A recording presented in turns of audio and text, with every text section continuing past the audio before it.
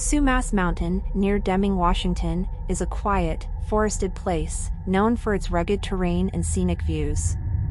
On the second weekend of September 2018, a father and son set out for a routine evening drive on the mountain's miles of logging roads, something they had done many times before. However, this night would be different. At around 9 p.m., under a clear night sky, they pulled off onto a clear-cut section overlooking the valley. The air was still, the only sounds coming from distant crickets and the rustling of leaves in the light breeze.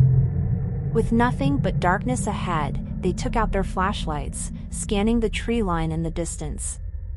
That's when they saw them. 3 distinct pairs of glowing eyes, reflecting back at them from the woods, approximately 150 to 200 yards away. At first, they thought they were looking at a mother bear and her cubs, but something felt off. The eyes were too high, too spaced apart.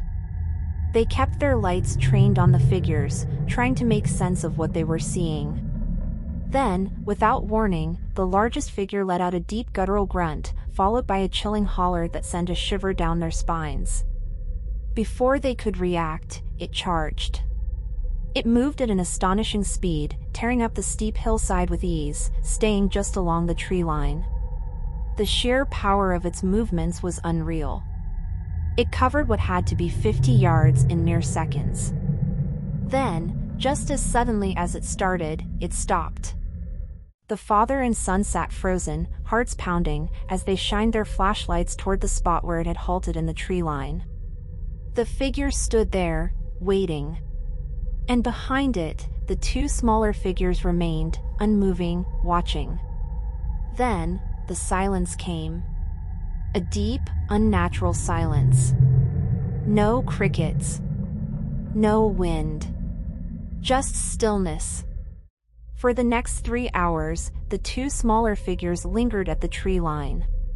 They moved cautiously, shifting positions, but each time the father or son made a noise, they froze. It was as if they were observing, waiting. The eye shine flickered, an orange-yellow glow that never wavered. One of the smaller ones behaved strangely. It would pop its head up from behind stumps and logs, watching. Disappearing, then appearing again. Almost playful. But this wasn't a game. The minutes dragged by, turning into hours.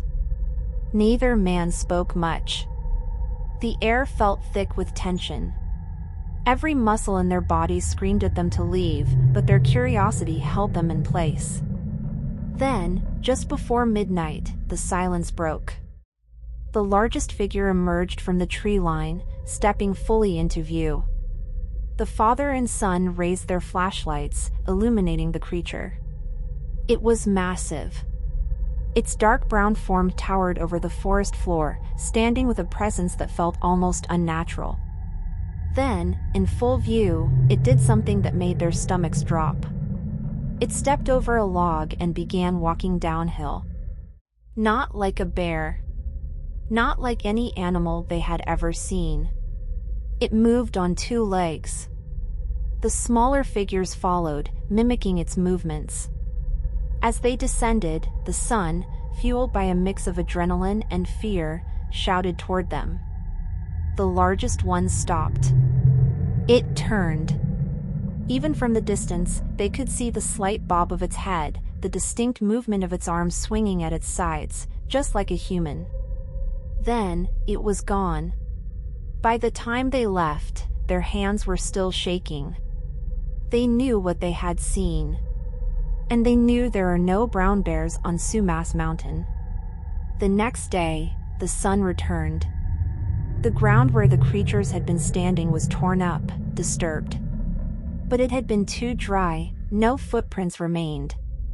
He walked to the log where the largest figure had so effortlessly stepped over. At 6'1", he tried to do the same. He couldn't. He had to climb over it.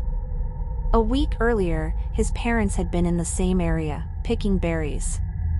That day, they had heard a single, clear whoop from the woods. And then, just like that night, silence. What really happened on Sumas Mountain that night? No one can say for certain.